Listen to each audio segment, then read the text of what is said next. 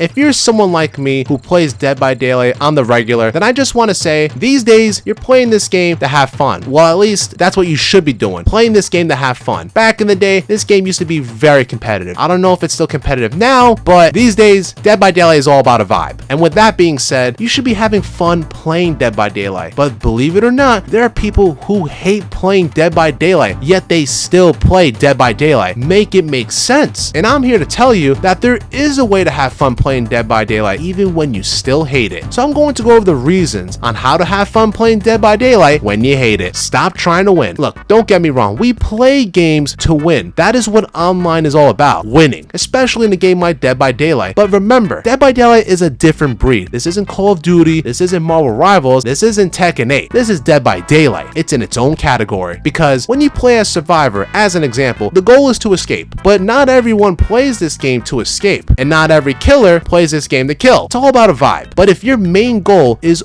only focused on winning, then you're doing something wrong, because you're not always going to win. And what is your definition of winning? Let's say you're a survivor and your goal is to have the squad survive as a team. Well, if one person dies, does that mean you lost? I don't know, you tell me. Or how about this? If winning means you survive, then that means you win. But what about your friends? Them, right? Well, that's not how it works, because when you're focused on only winning, well, guess what? Disappointment is gonna happen over and over again. So you gotta change that perspective and stop trying to win. Try to have an experience when you're playing Dead by Daylight, especially when you're playing with your friends. Winning should just be a byproduct on good gameplay, and that's about it. If you lose, you lose, and if you win, you win. Shit happens. At least for me, if I win, that's awesome. But if I die in the game, especially early in the match, who gives a shit?